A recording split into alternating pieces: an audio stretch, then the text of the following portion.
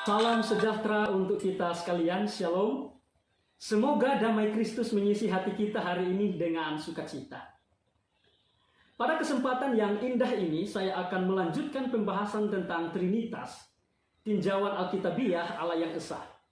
Dan pada saat ini, saya akan membahas salah satu elemen penting dalam doktrin Trinitas yang telah menjadi perdebatan panjang sampai sekarang ini, yaitu keilahian dan kepribadian Roh Kudus.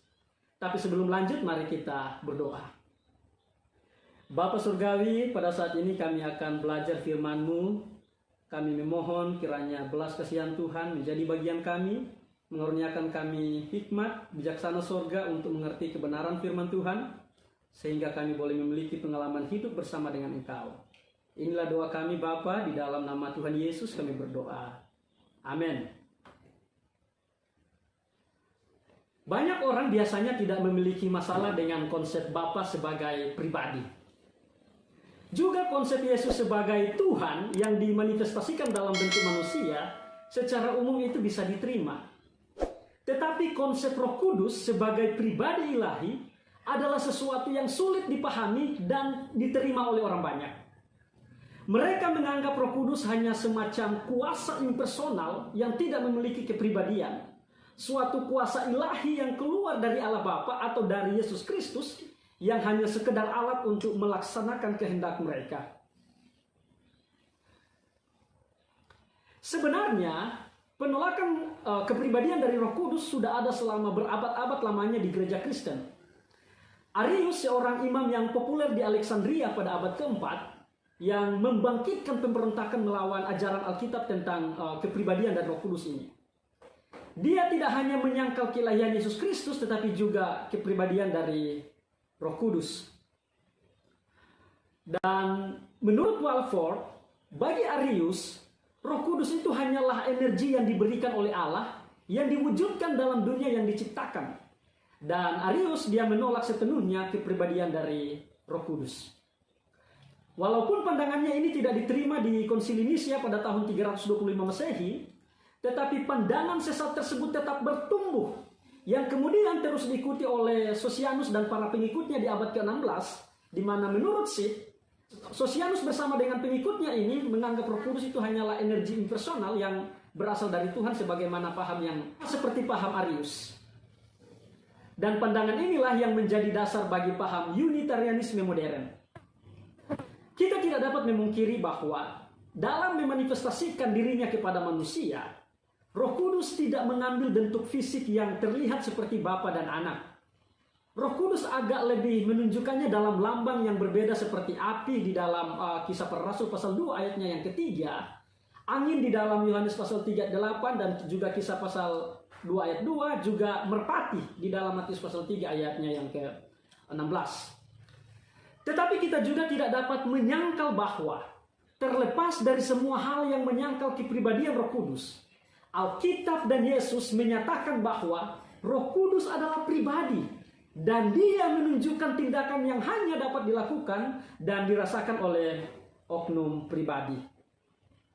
Berikut ini mari kita lihat apa yang dikatakan oleh firman Tuhan tentang kepribadian dari Roh Kudus.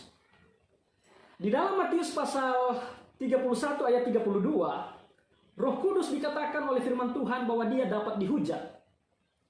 Sebab itu aku berkata kepadamu, segala dosa dan hujat manusia akan diampuni, tetapi hujat terhadap Roh Kudus tidak akan diampuni.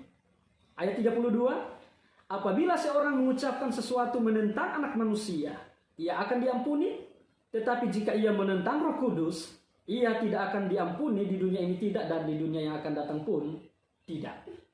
Ayat-ayat ini dengan jelas berbicara tentang menghujat Roh Kudus. Setiap orang Kristen yang percaya Alkitab mengakui bahwa jika penghujatan ditujukan kepada Bapa atau Anak, maka targetnya adalah pribadi ilahi. Jika hujatan kepada Bapa dan Yesus ditujukan untuk kepribadian mereka, lalu mengapa harus berbeda dengan hujatan terhadap Roh Kudus? Itulah sebabnya, jika penghujatan kepada Bapa dan Yesus adalah penghujatan terhadap pribadi ilahi, demikian juga dengan penghujatan kepada Roh Kudus adalah juga penghujatan terhadap pribadi ilahinya, bukan kepada energi atau kuasa impersonal. Selanjutnya, jika Roh Kudus hanya energi ilahi atau kuasa ilahi, maka mengapa lebih fatal akibatnya jika seorang menghujat Roh Kudus daripada menghujat Yesus? Jika Yesus adalah pribadi yang dapat dihujat, demikian juga dengan Roh Kudus. Dia adalah pribadi yang merasakan hujatan, dan penghujatan kepadanya, kata Yesus, memiliki akibat yang fatal. Kepribadian Roh Kudus yang paling mencolok juga terdapat dalam Kisah Para Rasul pasal 5. Bagian dari pasal ini membahas kasus tragis Ananias dan istrinya Safira. Mereka bersama dengan jemaat Kristen mula-mula bersumpah kepada Allah untuk menyumbangkan semua hasil penjualan properti mereka untuk kebutuhan perjuangan jemaat. Dan kisah ini menyatakan fakta bahwa pasangan suami istri tersebut secara diam-diam menahan sebagian hasil dari penjualan mereka itu untuk diri mereka sendiri. Ketika mereka datang dan meletakkan persembahan itu di kaki para rasul, perhatikan dengan seksama penjelasan Petrus terhadap tindakan mereka yang akhirnya mengakibatkan konsekuensi moral kepada Ananias dan Safira tersebut. Tetapi Petrus berkata, "Ananias, mengapa hatimu dikuasai iblis, sehingga engkau mendustai Roh Kudus dan menahan sebagian dari hasil penjualan tanah itu?" Ayatnya yang keempat, "Mengapa engkau merencanakan perbuatan itu dalam hatimu? Engkau bukan mendustai manusia, tetapi mendustai Allah." Ayatnya yang kelima, ketika mendengar perkataan itu, rebahlah Ananias dan putuslah nyawanya.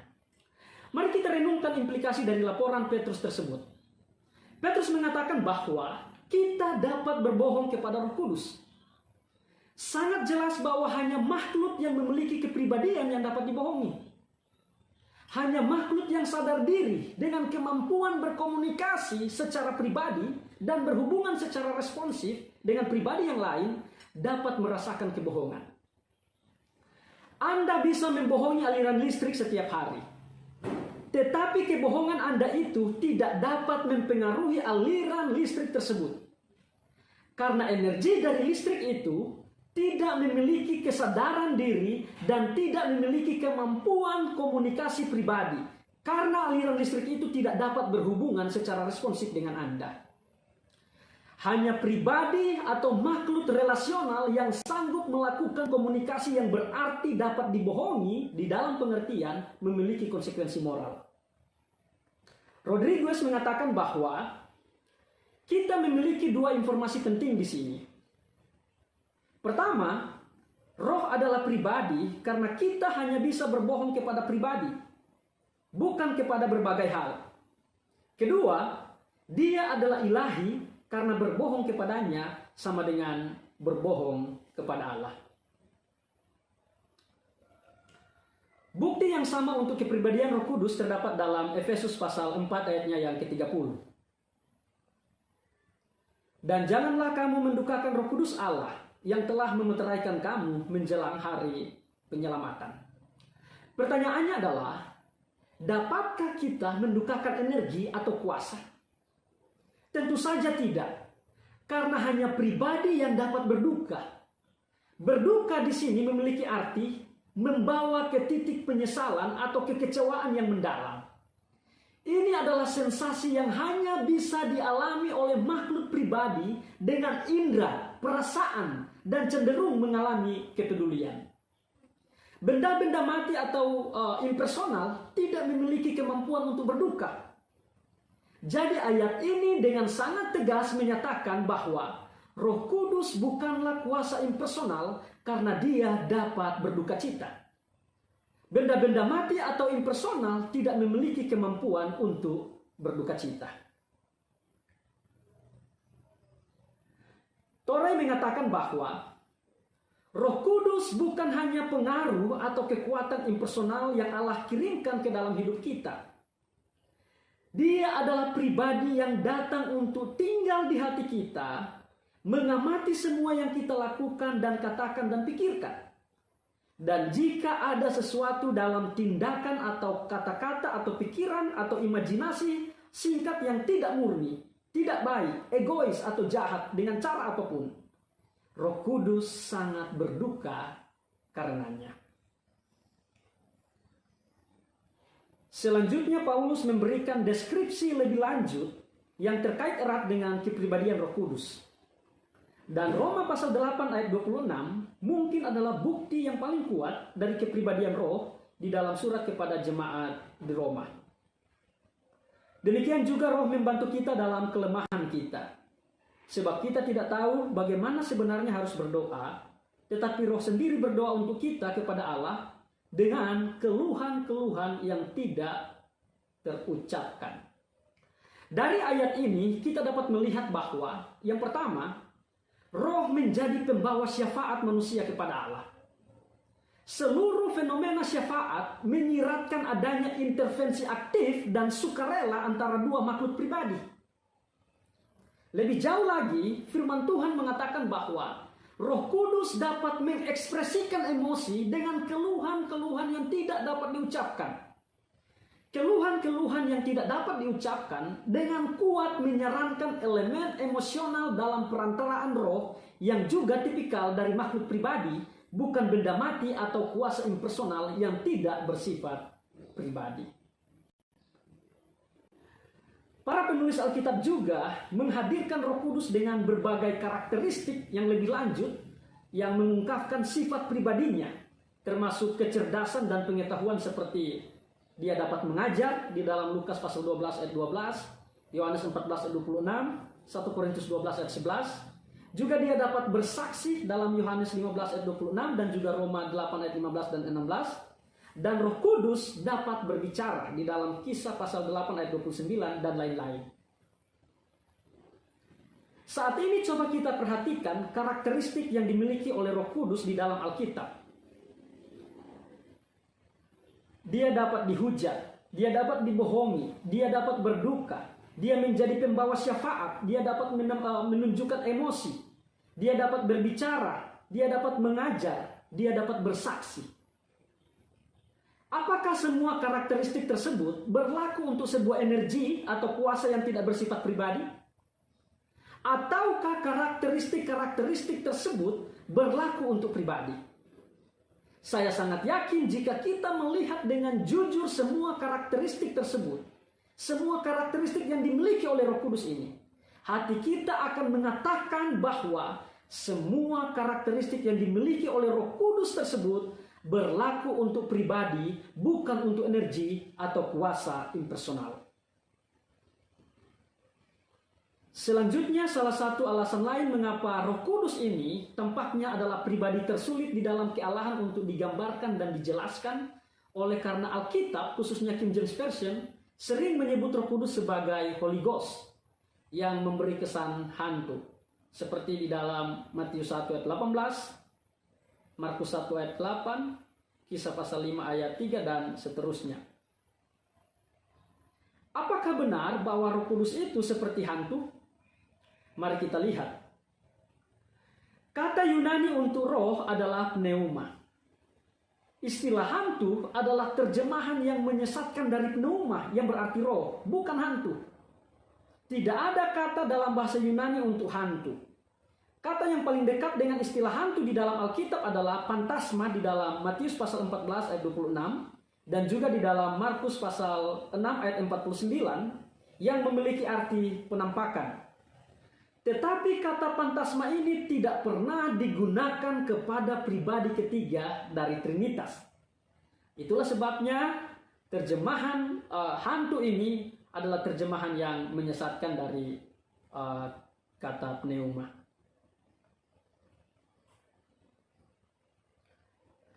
Alasan lain mengapa orang-orang sulit untuk menerima Roh Kudus sebagai pribadi adalah oleh karena pneuma ini, roh, dalam bahasa Yunani adalah kata benda netral. Namun, para penulis Alkitab Perjanjian Baru, bahkan Yesus sendiri menyebut Roh Kudus sebagai dia. Kata ganti seperti saya, kamu, dia laki-laki atau dia perempuan, ini digunakan ketika berbicara tentang pribadi. Dan kata ganti semacam itu juga ditujukan kepada Roh Kudus. Sebagai contoh, Yesus berbicara tentang roh dengan cara ini di dalam Yohanes 14 ayat 16 sampai 17. Aku akan minta kepada Bapa dan ia akan memberikan kepadamu seorang penolong yang lain supaya ia menyertai kamu selama-lamanya. Ayat 17. Yaitu roh kebenaran. Dunia tidak dapat menerima dia sebab dunia tidak melihat Dia dan tidak mengenal Dia. Tetapi kamu mengenal Dia, sebab Ia menyertai kamu dan akan diam di dalam kamu. Di dalam teks ini, Yesus menggambarkan Roh Kudus bukan sebagai suatu energi atau suatu kuasa impersonal, tetapi sebagai pribadi yang akan menggantikan tempatnya di dalam pengalaman bersama dengan para murid. Oleh karena tidak ada energi atau kuasa yang ditunjuk oleh kata ganti pribadi he, him atau his.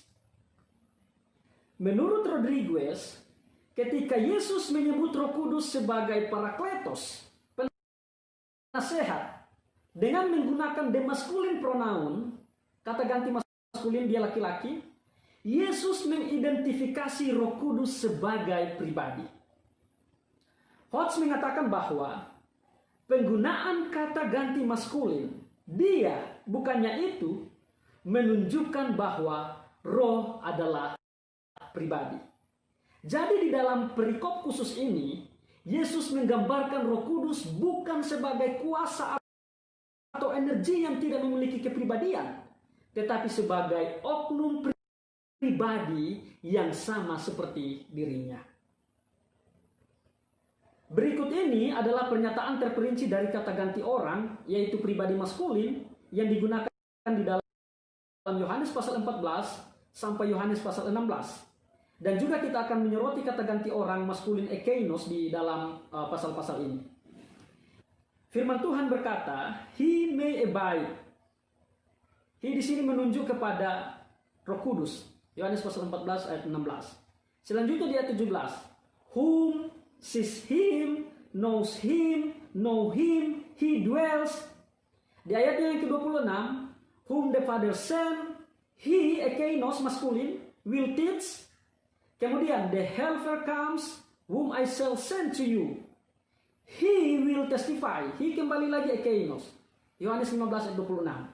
Selanjutnya, I will send him to you. Yohanes 16 ayat 7. When he has come, he will convict. Di ayatnya yang ke-8. When he, kembali lagi ekeinos, maskulin. The Spirit of truth has come, he will guide you. He will not speak on his own authority, but whatever he hears, he will speak and he will tell. Ayatnya yang ke-13. Kemudian di ayat yang ke-14, kembali lagi ekeinos, he, maskulin, will glorify me, for he will change. Mengomentari hal tersebut, Wyden mengatakan, pertama-tama kita harus mengamati bahwa sementara kata roh, Yunaninya pneuma, adalah gender netral di dalam bahasa Yunani, kata ganti pribadi ekeinos, dia laki-laki, jelas digunakan untuk merujuk pada roh yang netral, adalah gender maskulin.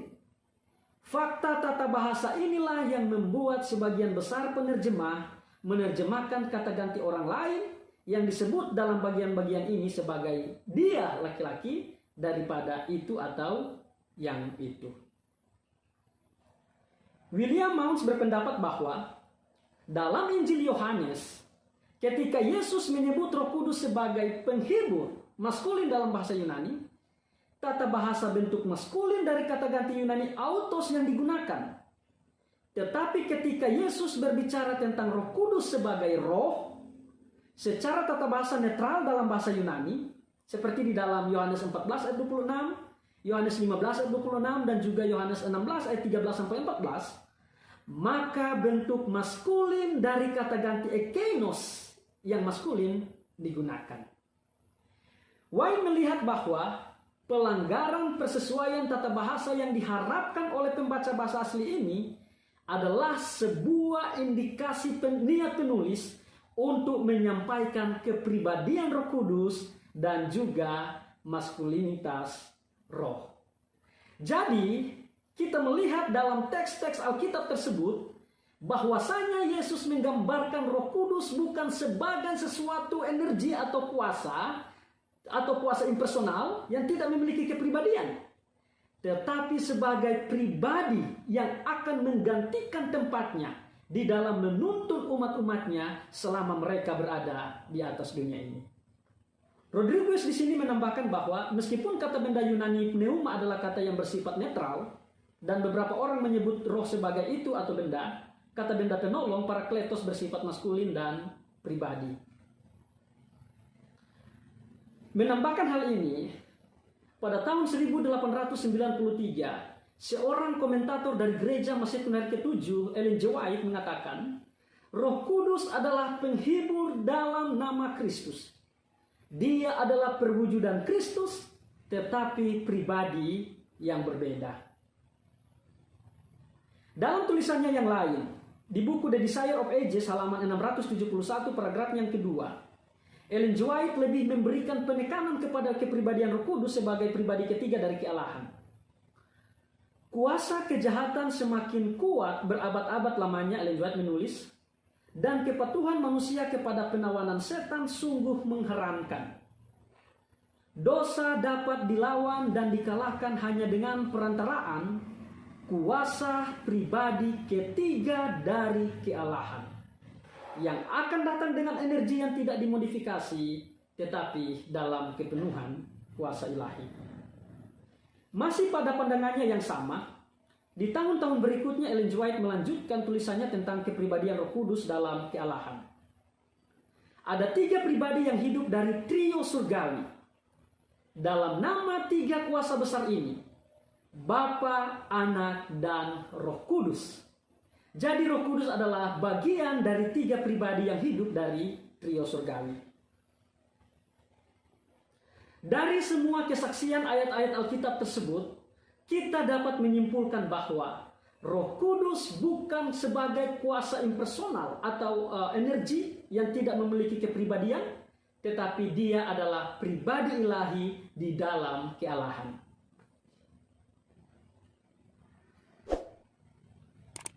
Selanjutnya kita akan melihat apa yang firman Tuhan katakan tentang keilahian Roh Kudus. Roh Kudus adalah pribadi yang berbeda dengan Bapa dan Anak. Tetapi Roh Kudus juga adalah satu di dalam sifat alamiah dengan Allah Bapa dan Yesus Kristus. Fakta itu dapat disimpulkan dari banyak pernyataan Tritunggal yang ditemukan di dalam Perjanjian Baru. Beberapa di antaranya adalah terdapat dalam formula Trinitarian seperti di dalam amanat agung yang Yesus berikan. Matius pasalnya yang ke-28 ayat 19.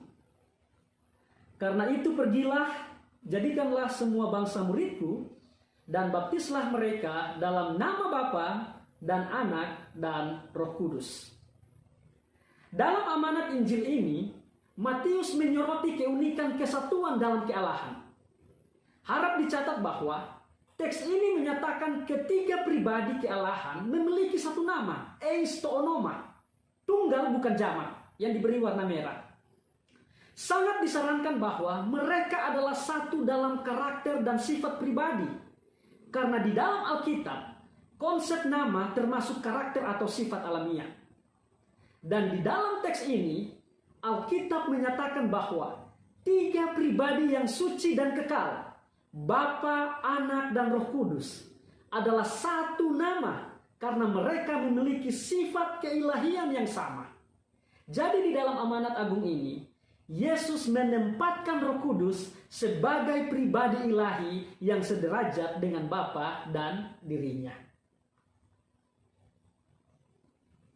Van Dam menulis, perpaduan dari ketiga nama ini menunjukkan bahwa Anak dan Roh Kudus adalah sama dengan Bapa. Lebih jauh, Grudem mengatakan, ketika Roh Kudus ditempatkan dalam ekspresi yang sama dan pada tingkat yang sama dengan 2 pribadi lainnya, sulit untuk menghindari kesimpulan bahwa Roh Kudus juga dipandang sebagai pribadi dan sederajat dengan Bapa. Selanjutnya, Petersen menambahkan bahwa kalimat dalam nama Bapa, Anak, dan Roh Kudus menempatkan Roh Kudus sederajat dengan Bapa dan Anak. Berikut ini kita akan melihat sifat keilahian Roh Kudus dari kasus Ananias dan Safira di dalam Kisah pasal 5 ayat 3 sampai 4. Tetapi Petrus berkata, Ananias, mengapa hatimu dikuasai iblis sehingga engkau mendustai Roh Kudus dan menahan sebagian dari hasil penjualan tanah itu? Mengapa engkau merencanakan perbuatan itu dalam hatimu? Engkau bukan mendustai manusia, tetapi mendustai Allah. Petrus memberitahu Ananias bahwa dia telah berdusta kepada Roh Kudus. Itu di ayatnya yang ketiga. Dan kemudian dia menjelaskan kepada Ananias, engkau bukan berdusta kepada manusia, tetapi kepada Allah di ayat yang keempat. Artinya, mendustai Roh Kudus sama dengan mendustai Allah. Hal ini dengan tegas menyiratkan bahwa Ananias telah secara langsung membuat kebohongan kepada Allah Roh Kudus, bukan kepada Allah Bapa atau kepada Allah Anak. Teks Alkitab selanjutnya yang menyatakan keilahian Roh Kudus terdapat di dalam Matius pasal 12 ayat 31 sampai ayatnya yang ke-32. Sebab itu aku berkata kepadamu, segala dosa dan hujat manusia akan diampuni, tetapi hujat terhadap Roh Kudus tidak akan diampuni. Ayat 32, apabila seorang mengucapkan sesuatu menentang anak manusia, ia akan diampuni, tetapi jika ia menentang Roh Kudus, ia tidak akan diampuni, di dunia ini tidak, dan di dunia yang akan datang pun tidak. Ayat-ayat yang terkenal ini dengan jelas berbicara tentang menghujat Roh Kudus. Pengertian dari penghujatan adalah tindakan atau kata-kata ataupun tulisan sia-sia untuk menghina Tuhan. Sekarang jelas bahwa hanya Allah yang dapat dihujat. Dan dengan demikian, kita dapat mengambil kesimpulan bahwa Roh Kudus bukan hanya sebagai pribadi, tetapi juga adalah Allah. Itulah sebabnya mengapa Petrus di ayat sebelumnya mengatakan bahwa berdusta kepada Roh Kudus adalah berdusta kepada Allah. Karena memang Roh Kudus adalah pribadi ilahi. Selanjutnya kita akan melihat keilahian Roh Kudus dari pernyataan Yesus tentang janji pemberian Parakletos. Yohanes 14 ayatnya yang ke-16, aku akan minta kepada Bapa dan ia akan memberikan kepadamu seorang penolong yang lain supaya ia menyertai kamu selama-lamanya. Di sini Roh Kudus disebut sebagai penolong yang lain, Allos Parakletos. Dan Allos Parakletos ini, penolong yang lain Roh Kudus, secara pribadi berbeda dengan penolong pertama yaitu Yesus. Karena Yesus juga adalah Parakletos, seorang penolong di dalam 1 Yohanes pasal 2 ayatnya yang pertama. Walaupun berbeda secara pribadi dengan Yesus, tetapi Roh Kudus memiliki kualitas yang sama seperti yang Yesus miliki. Hal ini dapat dilihat dari penggunaan kata sifat allos yang memiliki arti lain tapi dari jenis yang sama untuk Parakletos, bukan heteros yang berarti lain tapi dari jenis yang berbeda. Secara linguistik, ini menyinggung status yang sejajar dari pribadi yang diperkenalkan dengan pribadi yang memperkenalkan dia. Lebih dari itu, jika Roh Kudus akan melanjutkan fungsi Yesus sebagai Parakletos, penolong, penghibur, penasehat, pendamping, dan pembela, maka Roh Kudus harus memiliki sifat yang sama seperti yang dimiliki oleh Yesus, yaitu dia harus ilahi. Di dalam pengajarannya, Yesus berkata bahwa no one else, atau tidak seorang pun yang lain, dapat melakukan pekerjaan yang dilakukannya. Yohanes pasal 15 ayat 24 dalam terjemahan New International Version. Tetapi pada saat yang sama, Yesus menjelaskan bahwa ada pribadi yang lain yang memiliki kualitas seperti dia, yang akan menjadi Allos Parakletos, penolong yang lain, yaitu Roh Kudus.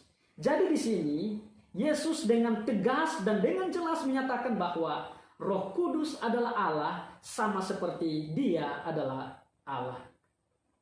Ellen G. White mengomentari hal ini dengan mengatakan, penghibur yang Kristus janjikan untuk dikirim setelah dia naik ke surga adalah roh dalam semua kepenuhan kealahan, mewujudkan kekuatan rahmat ilahi bagi semua yang menerima dan percaya kepada Kristus sebagai juru selamat pribadi.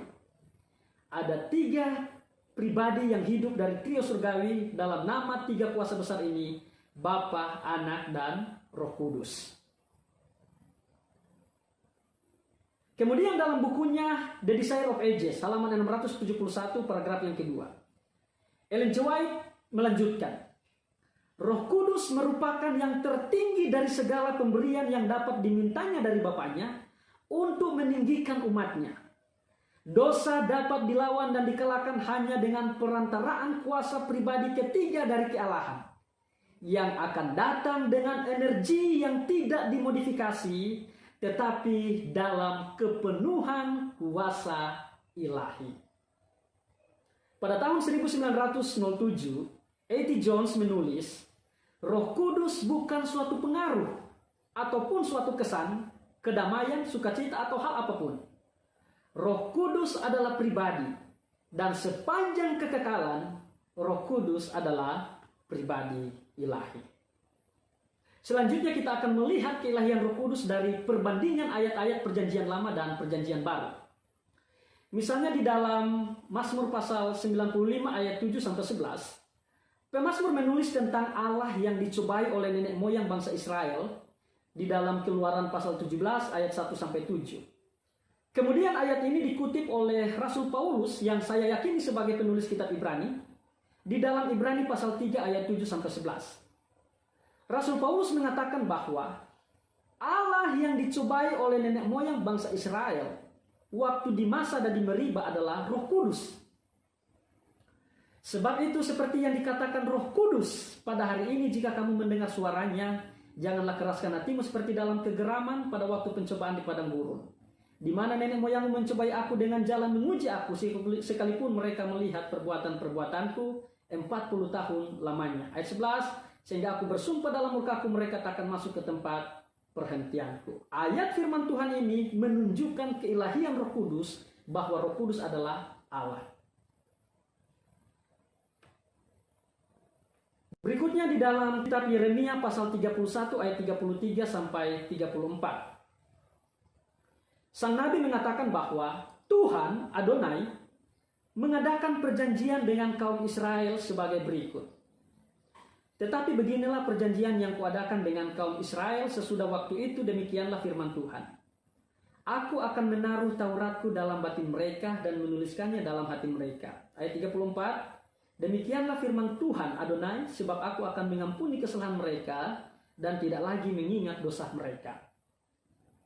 Kembali lagi Rasul Paulus mengutip ayat-ayat tersebut di dalam Ibrani pasal 10 ayat 15-17 dengan mengatakan bahwa Tuhan Adonai yang mengadakan perjanjian kepada umat Israel adalah Roh Kudus. Ibrani pasal 10 ayat 15-17. Dan tentang hal itu, Roh Kudus juga memberi kesaksian kepada kita.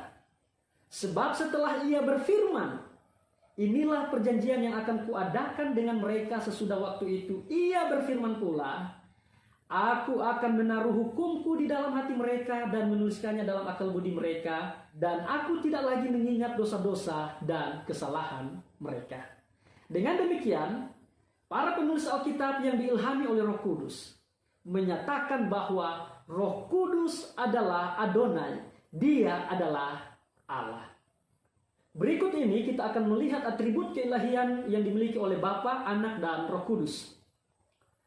Di dalam ayat-ayat ini kita dapat melihat bahwa Roh Kudus memiliki sifat keilahian sebagaimana yang dimiliki oleh Bapa dan Anak. Sebagaimana Bapa dan Anak memiliki sifat yang kekal, demikian juga dengan Roh Kudus. Selanjutnya, Bapa, Anak, dan Roh Kudus juga sama-sama memiliki sifat yang menyatakan keilahian mereka, yaitu Maha Kasih, Maha Tahu, Maha Kuasa, Maha Hadir, Pencipta, dan disembah. Dengan demikian, kita dapat menyimpulkan bahwa Roh Kudus adalah pribadi ilahi. Dia adalah Allah. Setelah kita meninjau dalam Alkitab perihal kepribadian dan keilahian Roh Kudus, saya dapat mengambil beberapa kesimpulan sebagai berikut. Yang pertama, Walaupun Roh Kudus tidak secara langsung memanifestasikan dirinya kepada manusia dalam bentuk fisik yang terlihat, tetapi Alkitab dan Yesus menyatakan bahwa Roh Kudus adalah pribadi ilahi yang memiliki dan melakukan apa yang terdapat di dalam pribadi. Yang kedua, sebagaimana Alkitab menyatakan bahwa Bapa dan Anak adalah pribadi yang kekal, demikian juga dengan Roh Kudus. Dia juga adalah pribadi ilahi yang kekal di dalam Alkitab. Yang ketiga, sekalipun secara pribadi Roh Kudus berbeda dari Bapa dan Anak, tetapi dia memiliki sifat keilahian sama seperti yang dimiliki oleh Bapa dan Anak. Jadi, kepribadian dan keilahian Roh Kudus adalah ajaran Kristen yang alkitabiah. Pembahasan saya sudah berakhir. Sekali lagi saya mau mengatakan bahwa materi ini sangat jauh dari sempurna. Dan penjelasan yang saya bagikan tidak dapat menjelaskan dengan sepenuhnya sifat pribadi ilahi dari oknum ketiga dalam kealahan. Karena sebagaimana yang dikatakan oleh Doug Batchelor, jika ada seseorang yang dapat memecahkan misteri Tuhan dengan sempurna, seperti memecahkan suatu kode genetik, maka pada saat itu ia akan berhenti menjadi Tuhan. Dan kembali lagi saya mau menyampaikan bahwa bagi saya, prinsip terbaik adalah mengenal Tuhan yang benar itu penting, tetapi jauh lebih penting adalah memiliki pengalaman hidup bersama dengan Dia. Oke, pembahasan saya saat ini sudah selesai. Saya menyampaikan banyak terima kasih kepada teman-teman dan saudara-saudara sekalian yang telah menonton materi ini sampai selesai. Jika teman-teman ingin materi ini menjadi berkat bagi saudara-saudara yang lain, silakan untuk dibagikan. Dan doa saya, semoga engkau diberkati.